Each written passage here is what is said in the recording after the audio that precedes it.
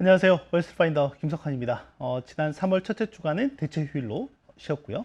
이번 주가 됐는데 그 사이에 상당히 여러 가지 이슈들이 또 발생하기도 했습니다. 이제 가장 대표적인 거는 아무래도 중동에서 발생한 작전인지 전쟁인지 좀 애매하지만 아무튼 전쟁이 있기도 했었고요. 이제 그게 그 여파가 지금까지 좀 이어지고 있다라고 보면 될 것 같습니다. 그리고 오늘은 그 내용을 중심으로 해서 그게 글로벌 금융시장 그리고 우리나라 시장에 미칠 만한 영향이 어떤 부분인지에 대해서 구체적으로 말씀을 드려보도록 하겠습니다. 일단 이번 주에 어떤 일정들이 있는지 저와 함께 좀 알아보도록 하겠습니다. 일단 어떻게 보면 지금 시장은 경제 지표에 대한 내용보다는 지금 현재 중동 정세가 어떻게 전개될지 그리고 그게 글로벌 경제와 금융시장에 어떻게 영향을 미칠지에 대해서 더 촉각을 곤두세우고 있다라고 보면 되겠습니다. 그럼에도 불구하고 일단 이번 주에 봐야 할 포인트만 좀 말씀드리면 일단 어제부터죠. 미국 같은 경우에는 서머타임이 시행을 했습니다. 그래서 우리나라와 시차가 1시간 정도 줄어들었다라고 보면 될 것 같고요. 그래서 밤에 미국장이 밤 11시 반부터 이전에는 시행을 했었는데 서머타임이 시행이 된 기간부터는 10시 반에 개장을 한다라는 것만 체크해서 보시면 되겠습니다.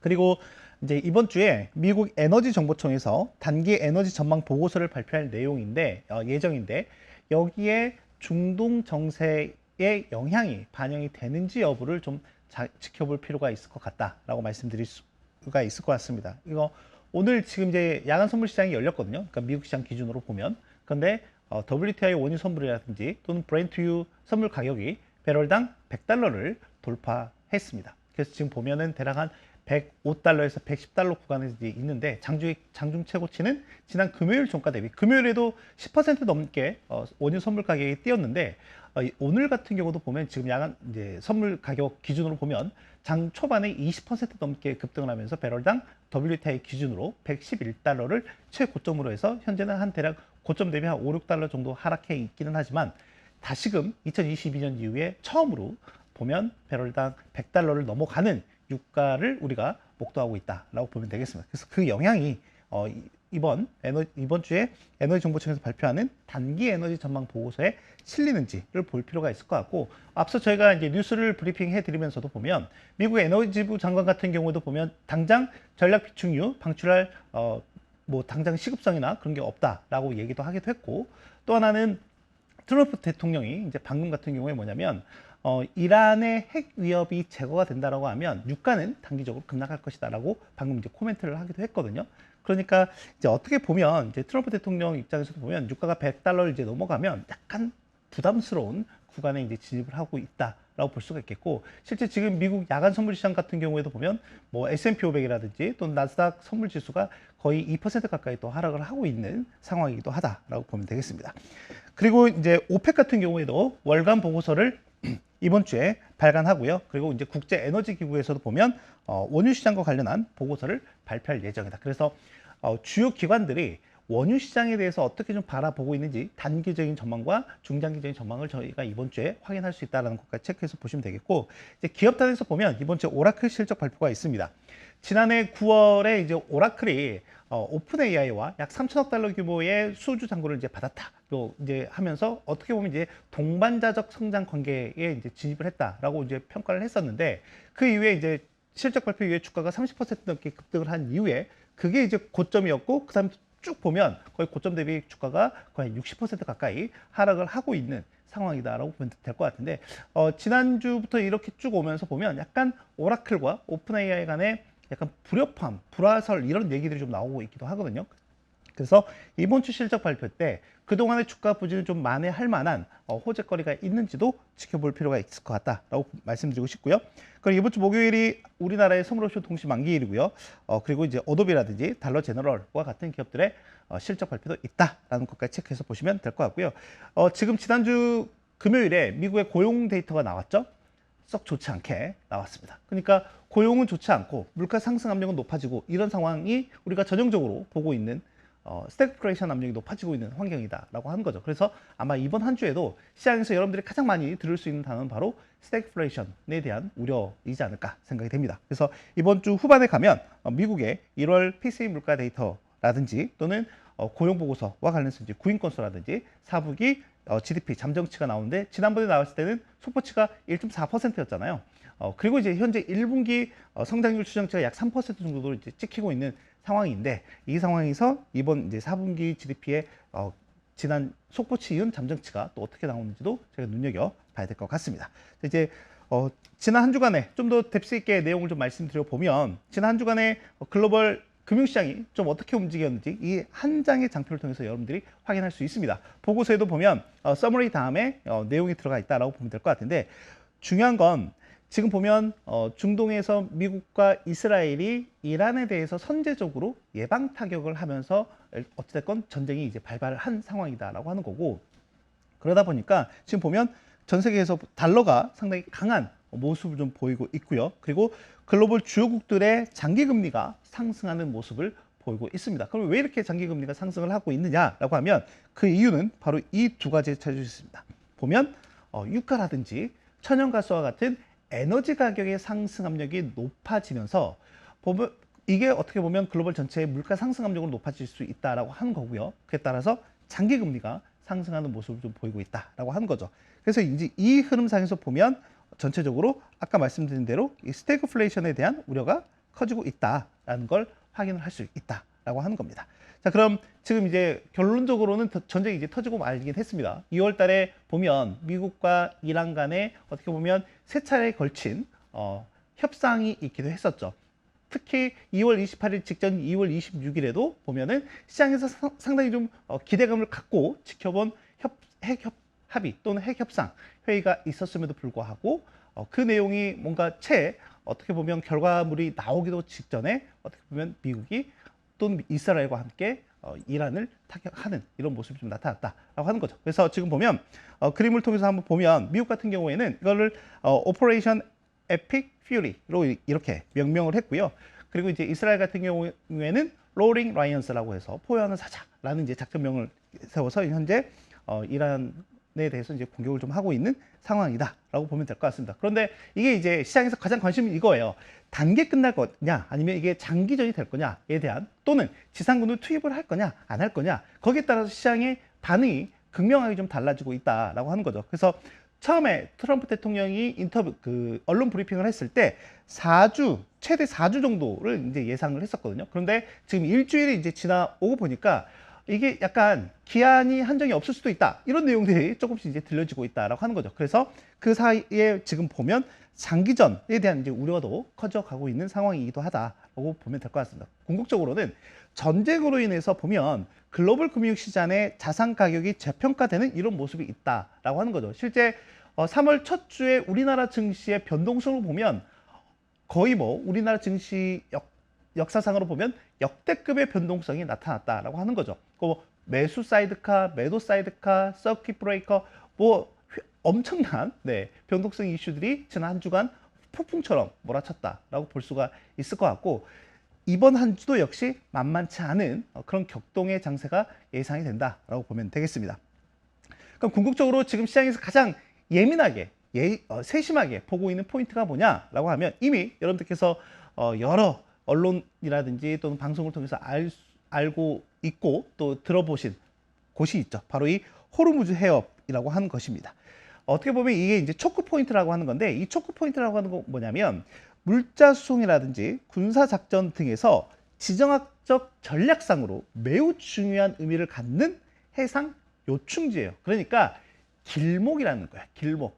그 길목을 막아버리면 모든 게 스톱이 되겠죠.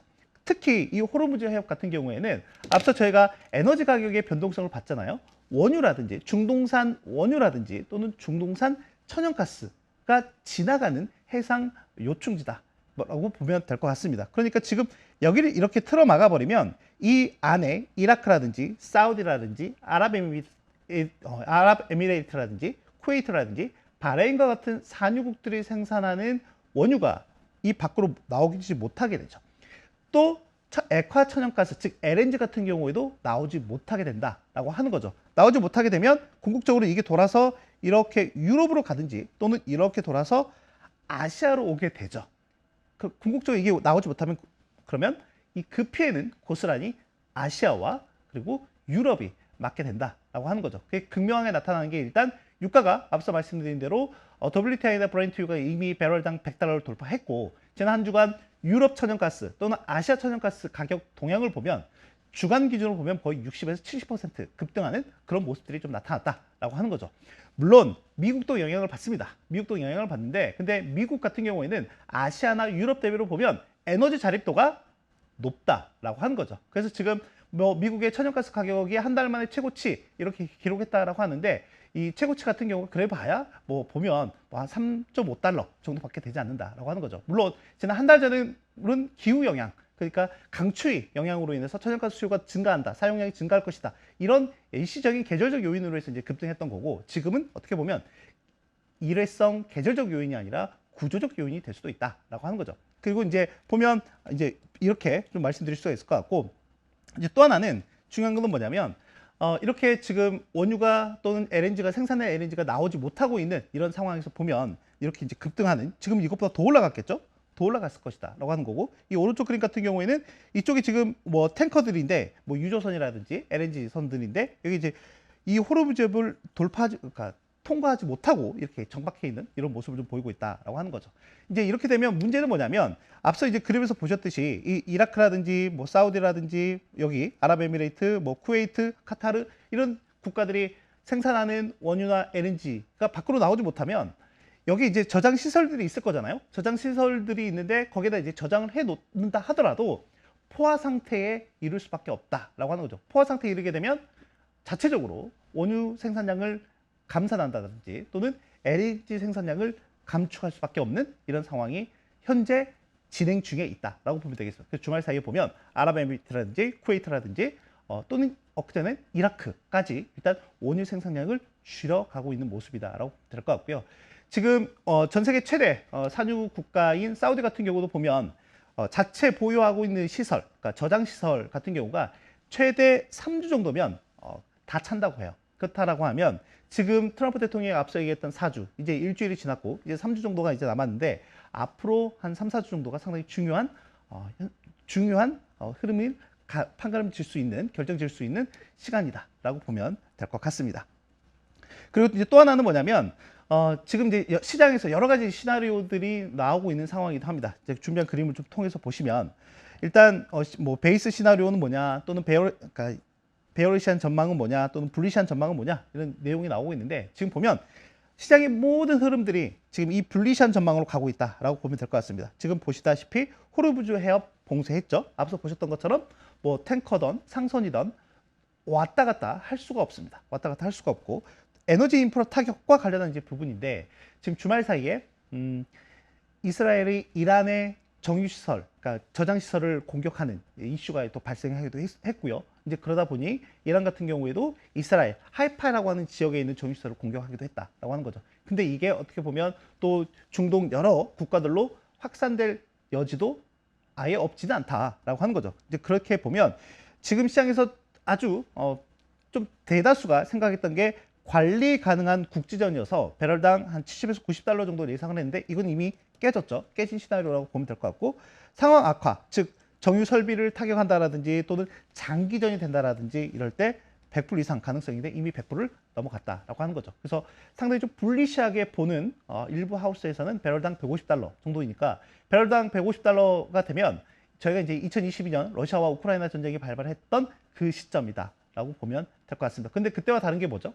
그때는 러시아와 우크라이나가 전쟁을 했다 하더라도 중동의 산유국들에게 직접적으로 영향이 가는 부분들은 없었습니다. 그래서 유럽이 중동에서 LNG를 받을 수 있는, 그러니까 수입원을 다각화할 수 있는 그런 여지가 있었다라고 하는 거죠. 그런데 지금은 그럴 여지가 없기 때문에 어떻게 보면 그 이상을 예상하고 있는 일부 하우스들도 있다라는 것까지 체크해서 보시면 될 것 같고 앞서 말씀드린 대로 이름으로 인해서 이 중동 전쟁으로 인해서 피해를 보는 거는 고스란히 어떻게 보면 물론 이제 직접적으로 전쟁과 연관되어 있는 당사자들이 가장 큰 피해자이기도 하지만 경제적으로 보면 아시아와 유럽 국가들의 피해가 크다라고 볼 수가 있겠습니다. 그래서 왼쪽에 있는 그림을 한번 보시면 각 국가별로 원유 비축량이라고 하는 게 있습니다. 원유 비축량이라고 하는 게 있는데 이제 우리나라 같은 경우에는 보면 대략 한 211분 정도를 보유하고 있다라고 하고 있고요. 뭐 일본이나 싱가포르 같은 경우, 그러니까 이런 국가들이 어떻게 보면 중동산 원유 의존도가 가장 높은 국가들이다라고 볼 수가 있겠습니다. 근데 이제 문제는 뭐죠? 유럽 국가들은 최대 3개월밖에 되지 않아요. 그래서 어떻게 보면 더 발등에 불 떨어진 국가 또는 지역으로 보면 유럽이다라고 볼 수가 있을 것 같고, 지금 여기는 원유잖아요. 아까 말씀드린 대로 LNG, 액화천연가스 같은 경우에도 나오지 못하고 있다. 즉 아시아나 유럽으로 오지 못하고 있다라고 이제 말씀을 드렸잖아요. 더 큰 문제는 천연가스입니다. 네, 천연가스가 더 큰 문제다. 그래서 지난주에 유럽에서 천연가스 가격이 뭐 60%, 70% 이렇게 급등한 사례가 나타났다라고 하는 건데, 원유 같은 경우에는 저장 인프라가 어떻게 보면 LNG보다는 훨씬 더 만들기 쉽다라고 볼 수가 있을 것 같고요. 근데 이제 LNG 같은 경우에는 비축 인프라가 적기도 하고 또 만들기도 어렵고 하다 보니까 많지가 않다라고 보면 될 것 같습니다. 그래서 이 원유뿐만 아니라 LNG와 같은 에너지 가격의 상승 압력이 꽤 높아지고 있는, 또는 이제 이러다 보니까 에너지 공급망 위기가 에너지 안보 위기로 이어질 수 있는 그런 상황이 현재 이어지고 있다라고 보면 되겠습니다. 그래서 저희 이제 미래에셋증권 리서치센터에서 보면 각 섹터별로 이 전쟁의 영향이 어떻게 될지, 그러니까 지금은 어떻게 보면 배 전체가 이제 흔들리는 거고 그 배 위에 여러 이제 물건들, 각 섹터들이 이렇게 있을 거잖아요. 이제 그렇기 때문에 각 섹터별로 대응 전략이 매우 중요할 것 같다라고 생각이 되고요. 이 각 섹터별 이제 영향을 저희 섹터 애널리스트들이 이제 정리를 해서 넣어놓은 거 있으니까, 정리해 놓은 이제 보고서가 있으니까 그것도 같이 참고해서 보시면 좋을 것 같다라고 생각이 됩니다. 그럼 이번 주 한 주 어떤 부분들 저희가 좀 눈여겨봐야 될까라고 하는 건데, 이제 가장 중요한 거는 중동발 불확실성의 완화 여부가 중요할 것 같습니다. 이미 앞서 말씀드린 대로 지난 한 주간 우리나라 증시의 변동성이 거의 역대급이었다. 이제 말씀드렸고, 특히 이제 우리나라 증시가 작년에는 76% 정도 상승을 했고, 코스피 지수 기준으로, 그리고 올해 같은 경우에는 6,347포인트까지 올라갔었죠. 그게 이제 고점 연초 이후에 50% 가까이 상승한 상승폭인데, 그러다 보니 글로벌 투자자들이 우리나라 증시에 대한 관심도가 매우 높아졌다라고 하는 거죠. 그래서 그러니까 뭐 소셜에서 유명한 이제 뭐 금융 또는 경제와 관련한 인플루언서들을 흔히 그걸 줄여서 핀플루언서라고 얘기하거든요. 핀플루언서라고 얘기하는데, 그 핀플루언서들의 관심이 매우 높아졌다라고 하는 거고, 특히 이제 주목하고 있는 부분은 아주 위아래로 높은 이 변동성에 예의주시하고 있는 부분들이 있더라라고 하는 거고요. 지금 미국 같은 경우도 보면 시카고 옵션 거래소의 빅스 지수 같은 경우가, 제가 뭐 여러 차례 월스파를 통해서도 이제 말씀드린 바가 있었는데, 계절성이라고 하는 게 있습니다. 계절성이라고 하는 게 있는데, 지금 보면 그 계절성은 그대로 좀 따라가고 있는 모습을 좀 보이고 있다라고 하는 거고, 그래서 이번 주와 다음 주가 계절적으로 보면 항상 3월 중순이 픽스 지수의 피크였다라고 하는 거죠. 그러면 저희가 이제 기대해 볼 수 있는 거는 이 지정학적 불확실성이라고 하는 게 얼마만큼 완화가 되느냐라고 하는 거고, 트럼프 대통령 같은 경우에도, 미국의 트럼프 대통령 같은 경우에도 부담스러운 구간에 와 있다라고 하는 거죠. 특히 유가가 100달러를 넘어가고 있는 시점, 그리고 또 하나는 지금 미국의 뭐 S&P 500을 비롯한 주요 지수들의 하방 압력이 높아지고 있는 이런 부분들 같은 경우가, 어떻게 보면 제가 작년 4월에 봤던 것처럼 트럼프의 다시금 친시장적 발언, 즉 시장에서는 그걸 약간 타코 이렇게 얘기하기도 했지만, 그런 부분들을 저희가 조금은 기대해 볼 수 있는 시간이 점차 다가오고 있다라는 정도까지 체크해서 보시면 될 것 같습니다. 하지만 이제 그 전까지는 철저하게 리스크 관리가 필요하다라고 말씀드리고 싶고요. 그리고 또 하나는 미국의 이제 성장과 물가와 관련 데이터가 이제 이번 주에 나올 예정인데, 아까 말씀드린 대로 지난주에 고용 데이터가 썩 좋지 않게 나왔습니다. 고용은 이제 둔화가 되고 있고요. 그리고 물가는 이제 높아지고 있고, 궁극적으로 에너지 가격이나 이런 부분들이 이제 높아지게 되면 성장에 대한 압력이 이제 성장에 대한 압력이 높아질 수밖에 없죠. 그러니까 이런 것들이 전체적으로 보면 아까 말씀드린 대로 이 스태그플레이션에 대한 우려를 키우고 있는 상황들이다라고 볼 수가 있겠죠. 그 중에 하나가 뭐냐면 미국의 가솔린 가격입니다. 보이시죠? 지금 이제 갤런당 3.2달러를 이제 돌파했는데, 아마 이제 오늘 새롭게 업데이트되는 가격을 보면 이건 더 높아져야겠죠. 그래서 최근 한 2년 내 가장 높은 수준까지 올라갈 것으로 좀 예상이 되고, 만약에 지금과 같은 유가 상승 압력이 더 높아지는, 유가가 더 높아지는 이런 모습을 보이게 된다라고 하면 이렇게 더 치솟는 모습이 나타날 수밖에 없죠.